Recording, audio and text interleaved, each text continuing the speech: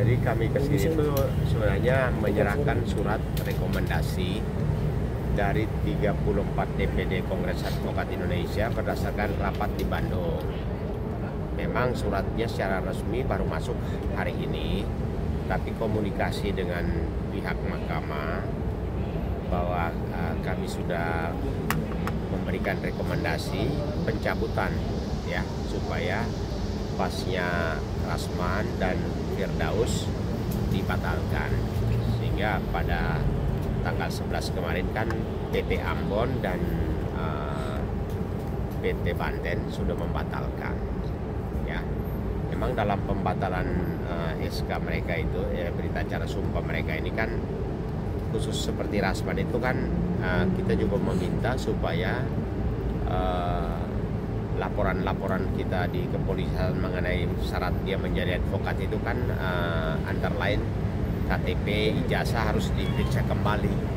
Jadi kami kesini kasih suratnya itu memang sudah disampaikan ke mahkamah.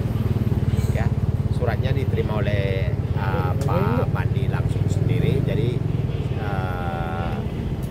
tadi kami juga mendengar bahwa suratnya juga dipegang oleh Humas juga.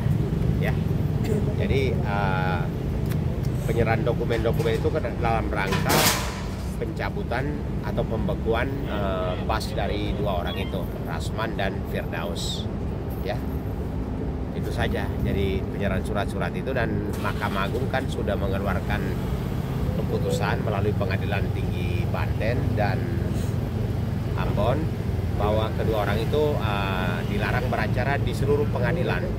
Dan itu harus ditafsirkan juga bahwa termasuk melakukan litigasi advokasi di kepolisian, di semua instansi ya, yang kalau berperan sebagai advokat ya, karena tidak mungkin mereka diterima di kepolisian ya, di Mahkamah Konstitusi atau dimanapun, karena kalau setiap orang bersidang kan ditanya statusnya sebagai advokat, tentu harus ada dokumen pengangkatannya atau penyumpahnya ya.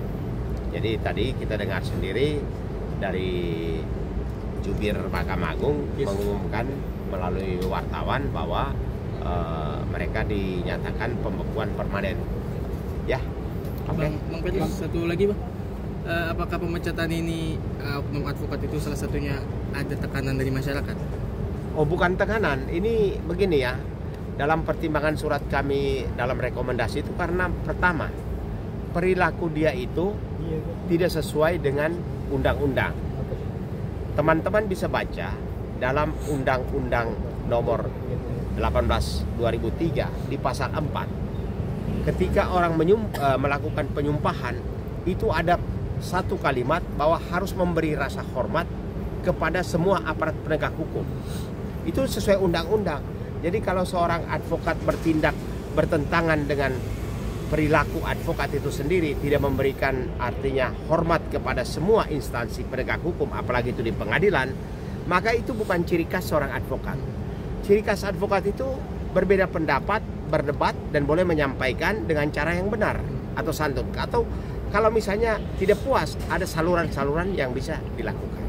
Gitu. Jadi ada mekanismenya untuk menyampaikan keberatan, protes atau apapun. Ya toh? Jadi setiap orang yang menyampaikan keberatan ya ada salurannya, sehingga dalam lafal sumpah yang dilakukan setiap advokat di pengadilan tinggi itu di alinea ketiga itu berbunyi harus memberikan ya hormat kepada aparat penegak hukum, sesama penegak hukum. Itu ada itu.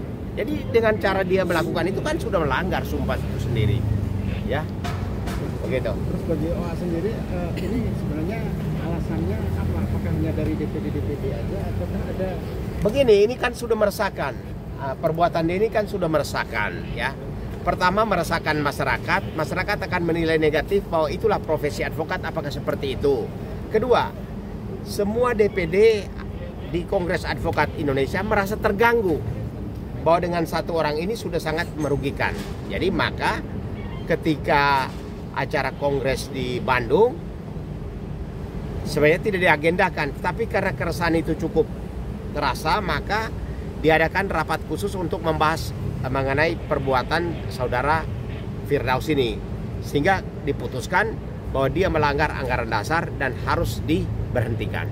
Bang, mau tanya dong, terkait yang kisruh kemarin DPR itu kan Bang Ran itu kan dia kan bertindak itu berdasarkan apa yang dia nggak suka ya itu ya untuk argumennya. Kok bisa sampai sefatal itu dicabut bahas juga. Loh iya, karena perbuatan kan tidak menunjukkan perilaku seorang advokat di ruang sidang. Bagaimana seorang advokat, meja yang tempat kita gunakan untuk bersidang, dia injak-injak. Lalu dengan keterangan saya ahli kungfu, lalu belakangan dia bilang saya tidak tahu siapa angkat kaki saya taruh di atas. Keterangannya kan berubah-ubah. Dan bukan hanya naik tapi mondar-mandir kan. Itu kan artinya dia tidak menghormati tempat itu. Karena setiap orang di pengadilan keluar masuk dalam ruang sidang kan harus, kalau ada hakim sedang bersidang, kita tundukkan kepala, kasih kode ke kamar mandi atau apa. Ini walaupun sudah ditutup tapi itu ruangan tempat bersidang. Saya kasih contoh aja, maaf deh, bukan rasial. Anda masuk ke tempat ibadah, Anda tidak buka sepatu. Kasus kan? Tidak harus dibicarakan. Anda masuk ke rumah ibadah yang kita sucikan, injak-injak situ dengan sepatu, tentu protes toh. Nah ini ciri khas bukan seperti itu. Maka ini sudah merugikan advokat. Jadi kita kasih analogi aja. Tempat ibadah, orang masuk tidak buka sepatu, tentu orang akan protes. Ini di ruang sidang dia naik injak-injak. Nah ini contohnya ya. Nah Bang, itu kan tadi yang Abang jelaskan terkait aksinya Bang Firdaus ya. Lantas bagaimana dengan aksinya Bang Rasman yang gebrak-gebrak meja hakim? Sama, apalagi dia teriakin hakim-hakim itu koruptor, koruptor, koruptor. Ini kan urusan lain. Setiap orang pasti punya masalah, tapi tidak boleh digeneralisir. Semua profesi ada cacatnya. Entah maaf nih, hakim, jaksa, pengacara, tapi semua orang dituding koruptor, koruptor. Kan nggak boleh dong. Semua ada mekanisme, katakanlah dia sebut Jarov koruptor atau putusan hakim di Surabaya koruptor. Semua kan ada mekanismenya, pertanggungjawabannya kan pribadi. Tidak boleh digeneralisir semua hakim, semua jaksa, semua pengacara. Tergantung kepada masing-masing. Ya, berarti itu juga bisa dikatakan itu fatal Bang Eda. Fatal dong, dia tuding hakim koruptor, hakim koruptor. Lah, hakim yang bersidang itu dia masalah apa? Tidak ada masalah kan? Katakanlah ada 1-2 hakim ya, seperti di Surabaya. Itu kan dia sudah diberikan apa proses hukum, pertanggungjawabannya sudah dijalanin. Kenapa dia menyamaratakan semua hakim? Ya, itu kan nggak boleh ya. Dan bahkan juga kemarin juga kabarnya kan dia sampai mau ngajuin ke Komisi 3 DPR ya terkait Banten yang konten over itu. Gimana Bang tanggapan Abang? Ya silakan saja, silakan saja. Sebenarnya begini, kalau dicari pasal bahwa tidak ada undang-undang contempt of court, semua itu ada di peraturan Mahkamah Agung, Undang-Undang Pokok Kekuasaan Kehakiman tentang tata cara bersidang dalam KUHP itu ada.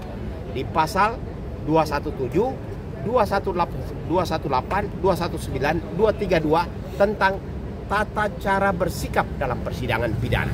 Itu ada semua. Semua atributnya bagaimana, pakainya bagaimana. Lo dia petentang pakai toga kemana-mana. Ini kan baju sidang. Itu baju sidang hanya di ruang sidang. Bukan dibawa pergi ke warung, ke Mahkamah Agung. Jadi sebenarnya dia belum mengerti fungsi baju itu. Makanya apakah seorang pengacara boleh pakai baju sidang ke Mahkamah Konstitusi, ke halaman pengadilan? Itu hanya dipakai untuk kehormatan, membedakan bahwa ini hakim, ini jaksa, ini pengacara.